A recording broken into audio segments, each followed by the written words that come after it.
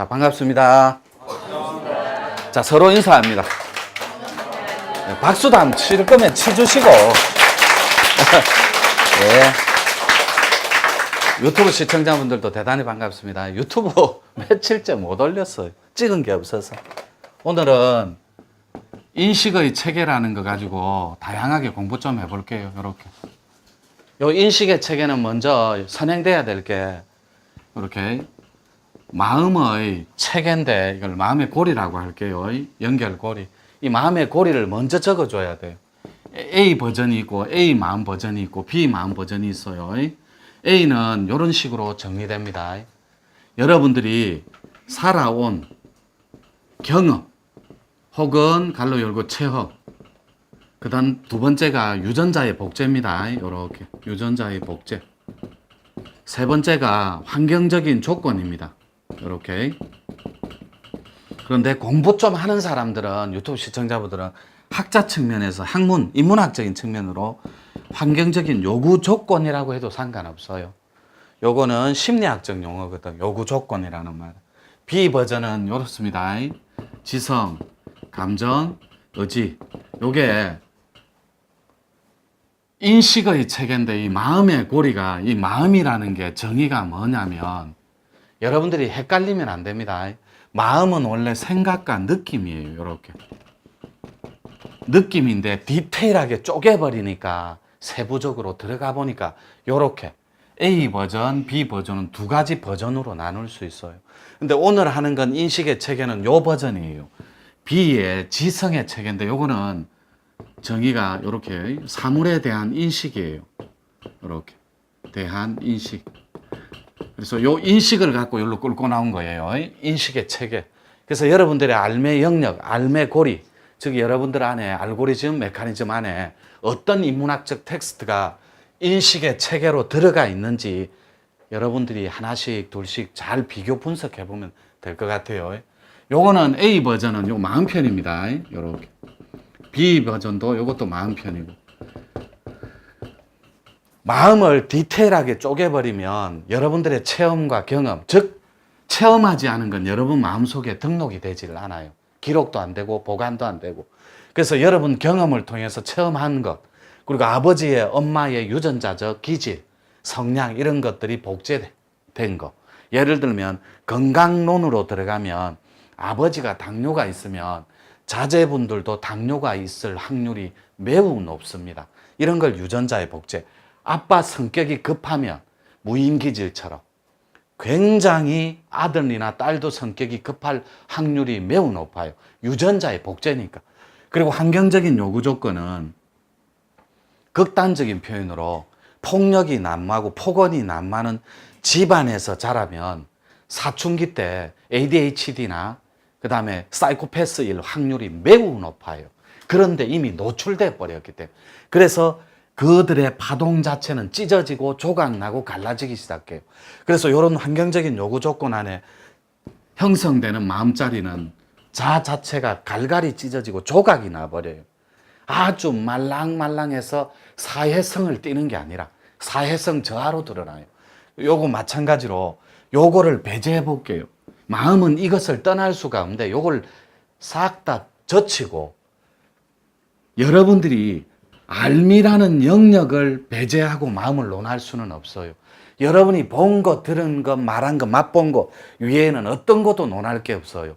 예를 들어 또 삭스핀 같은 상어알 같은, 안 먹어본 사람과 먹어본 사람의 차이점은 여러분들 지성 안에 먹어보고 안 먹어보고의 차이에 알고리즘에 등록되어 있다라는. 안 먹어본 사람은 그 맛을 절대로 모릅니다. 그래서 삭스핀이라는 정보의 체계는 여러분 지성 안에 경험하지 않은 건 뭐 없어요. 맛보지 않은 건 없고, 그래서 혀로 맛보고 보고 들은 것 위에는 기록이 보관되지 않습니다. 그래서 예를 들어 볼게요. 여러분이 입 밖으로 뱉어내지 않는 망념은 없어요. 여러분이 입 밖으로 아이고 죽겠다, 힘들어 죽겠다, 고통스럽다, 나는 영가장애가 있는데 영적인 파동 때문에 힘들어 죽겠다, 뱉지 않는 건 없어요. 뱉기 때문에 존재하는 겁니다. 뱉어내기 때문에 그 파동이 엉키는 거라고. 여러분이 상념체로 만들기 전에 상념체로 존재하지 않는 건 없어요. 이미 뱉을 때 상념체로 만든 알고리즘이 있어서 그걸 쏟아내는 거예요. 어딘가에 저장된 고리가 있으니까 그걸 마음의 고리라고 해요. 그래서 오늘은 지성의 사물에 대한 인식인데 인식의 체계를 어떻게 생각과 느낌으로 가져가는지를 이렇게 도표 하나 그려놓고 시작할게요. 도통과 신통은 굉장히 쉽습니다. 여러분들이 인식의 체계만 이해만 할 수 있으면, 도통은 늘 얘기하지만 사물에 대한 인식, 즉 알매의 영역과 지성과 여러분 감성이 합쳐지면 도통이에요. 이 감성은 혼집이에요. 이 가슴. 자, 그럼 신통은 여러분 지성하고 영성이 합쳐지면 완벽한 퍼펙트한 신통을 딸 수가 있어요. 합의를 할 수 있고. 그렇다면 이 지성이 말하는 이 지성의 인식의 체계가 어떻게 전개되고 진화하는지 한번 살펴볼게요. 이 도통을 할 때는 방법론에 있어서 이렇게 이 간단해요.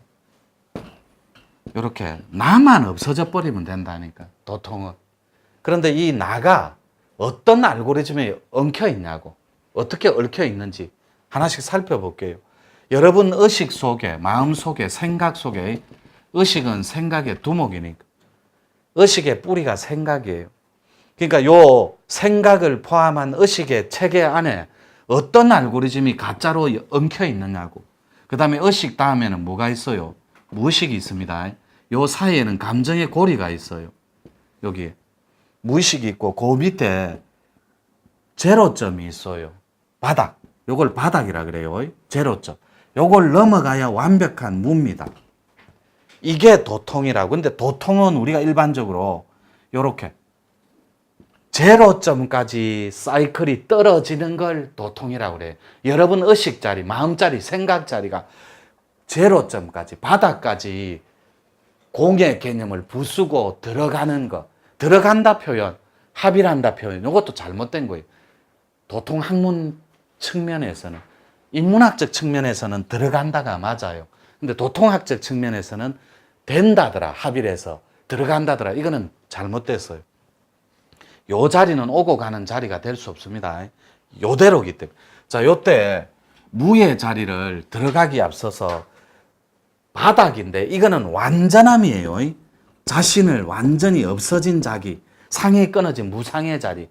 자, 그렇다면 유상의 자리가 있어요. 몸뚱어리가 탁기와 망령과 망상에 엉켜 있는, 상이 완전히 살아서 펄펄 살아서 움직이는 욕망의 체계가 있다고. 그걸 출발점을 0으로 볼게요. 요 90도를, 이 0도를 90도 요렇게 180도, 그 다음에 270도, 그 다음에 여기를 360도 이렇게 보면 이게 완전함이에요. 이게 삶의 하나의 사이클이고 순환이고. 자, 태어납니다. 몸을 가지고 응애하고 태어나요. 이때부터 마음이 생겨버렸다고, 가짜 마음이. 몸이 있기 이전에는 마음은 없어요. 정신만 있습니다. 이 정신 자체가 하나님 자리라니까. 몸이 응애하고 태어나기 이전에는, 반복합니다, 여러분 의식과 마음은 없어요. 여러분 몸을 부여받기 시작하면서부터 뜨겁다, 차다, 덥다 관념이 입혀져요. 이때부터 마음자리가 생긴다고. 언제부터요? 2살, 3살 때 배가 고프면 울고, 응애하고 보자기에 쌓인 아기가 똥오줌을 지리면 찝찝하고 더럽고 불편하니까 울고, 이렇게 자기 마음을 표현하기 시작해요. 이때까지도 마음은 없어요. 원초적인 본능만 있다니까. 그러니까 여기 사타구니가 짓무르니까 애는 표현을 해요. 엄마한테 기저귀를 갈아달라고. 그런 식으로 표현만 하는 거예요. 원초적 본능만 있는데 마음자리는 태동을 안 했어요. 관념이 마음이기 때문에, 가짜 마음은. 요때 이 마음은 탐욕에 물들어 있는 가짐과 집착이에요. 여기서부터 90도까지는 업이 있는 나예요. 요렇게 업이 있는 나. 이 업이 뭡니까? 가진 마음이에요. 가질 수 있는 탐욕의 가능성에 집착하는 일체의 모든 게 업입니다. 가진 마음, 인간의 가진 마음. 그러면 여기서 여기까지 몸 갖고 살아가는 동안 90도까지는 업이 있는 나예요. 요렇게. 업이 있는 나는 육도윤회를 다 합니다. 원재에 물들고 업이 있기 때문에. 업이 없어야 원재가 없어요. 원재는 없다니까. 그래서 제가 화두 중에 기독교 표현으로 마귀는 어디에 사는가 이렇게 화두를 자주 물어요. 밴드에서. 그러면 마귀는 어디에 사는가 이라면 여러분들은 이 마귀가 어디에 산다고 생각해요? 마귀는 사는 곳이 없습니다. 마귀 자체가 없기 때문에. 근데 인간은 깨닫지 못한, 원래 깨닫다가 뭐냐면 이렇게 깨닫다가 이게 합성어입니다. 깨지는 거하고 깨진다 하고 가서 닿다 하고 합쳐버린 말이에요. 그러니까 망념이, 여러분 의식이, 망상이 깨져버린다고. 깨져서 참이 가서 닿아버리는 거예요. 이게 깨닫다예요. 깨닫는 사람, 각자들은 업이 없어요. 그래서 깨달은 사람한테는 마와 기가 없습니다. 원죄가 있고 죄에 물들기 때문에 죄 사함 받으려고 불완전한, 요거 적어 드릴게요. 의식 구조가, 여러분들이 불완전한 의식 구조 때문에 자기가 자기를 믿지 않아요. 자기가 자기를 농락하고 기만하고 희롱한다니. 지가 지를 안 믿어요. 이래서 인류에 고통이 있다니. 근데 요 처음 시작하는 탐욕에 물든 요게 요 사이클 90도까지 요거를 작은 나라고 해서 소화라고 그래요. 개체입니다. 지한테 딱 묶여 있어요. 요거를 여러분들이 한번 살펴보세요. 요렇게 한번 적어 드릴게요. 여러분은 어떤 유형이신지. 요게 홍익 보살이 있습니다. 요렇게 남을 위해 사는 보살, 거룩한 보살이. 이 사람이 지도자입니까? 지배자입니까? 지도자라니까. 그런데 이 지배자는 요 사이클에 묶여 있어요. 작은 나에. 이거를 개체한테 묶여 있는, 즉 개체성을 못 벗어나는, 지밖에 모르니까 내 것에 집착하고 나의 것에 올인하고 내 것 나의 것에 온통 자기를 맡겨버려요. 그러니까 지배자들은 지밖에 모르니까 지배의 욕구의 주인공들이에요. 찍어 누르는 데는 익숙해도 양보하고 배려하는 데는 익숙하지가 않아요. 그러니까 여러분들이 나는 어느 유형일까를 살펴보시라니. 지도자들은 우리의 것을 먼저 살핍니다. 지도자들은 나의 것이 아니고 함께, 다 함께 사는데 자기의 정신 영역을 할애해줘요. 그러니까 지도자는 내일이 밝다니까. 지배자는 내일이 없어요. 기대치가 없다니까. 욕망과 상처투성이라서 내일을 기대하지 않아요. 그러면 여러분들이 지도자가 있으면, 그럼 여러분들이 홍익보살이 있다면 그 사람이 피해자일까요? 가해자일까요? 홍익보살들은 거의 다 가해자일 확률은 거의 없어요. 참고 순리로 받아들이고 돌아서 갈 줄 아는, 내 것을 양보해주고 내 것을 희생했던, 늘 양보해주고 배려하던 피해자였다니까. 이런 사람들은, 가해자는 홍익보살짓 안 해요. 절대로 보살 행위를 할 수가 없다니까. 가해자는 고함 지르고 상처 주고 찍어 누르고 뺏는 데 익숙하다고. 그래서 여러분들이 요 사이클에 있는 사람들은 개체에 묶여 있는 작은 나다, 그냥 소화다, 요렇게 정리하시면 돼요. 그런데 어찌어찌 하다 보니까 인연이 돼서 수행적 조건을 만난 거예요. 요렇게. 그런데 여기에 와서 보니까 180도를 여기서 향해 가는데 수행적 조건에 놓여서 가다 보니까 업이 없는 나로 진화를 하는 거예요. 여기로 가다 보니까. 업이 없으면 어떻게 됩니까? 육도윤회를 안 합니다. 즉 여기에는 유정이라고 그래요. 몸뚱아리 하나 딱 갖고 있는데 의식 자체가 금수 같은 거예요. 의식 자체가 동물적이에요. 그러니까 자유롭지가 못해요. 그냥 고통받고 사는 게 요 사이클에서는 작은 개체에 묶여 있으니까 익숙해서 당연한 거예요.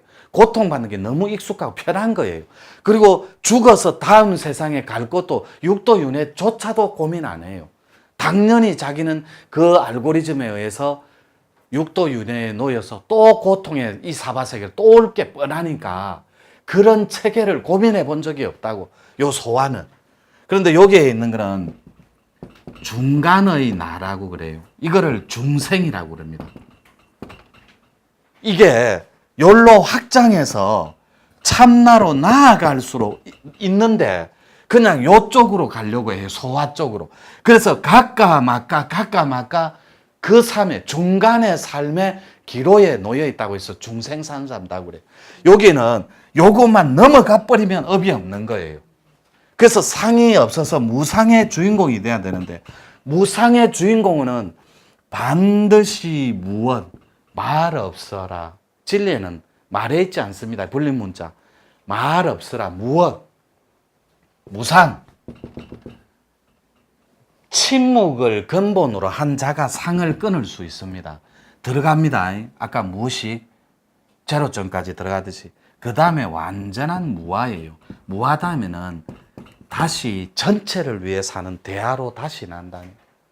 이렇게 정리 한번 해보고, 아직 이거 동그라미만 그려놓고 들어가지를 못했어. 2부에서 다시 만날게요. 예.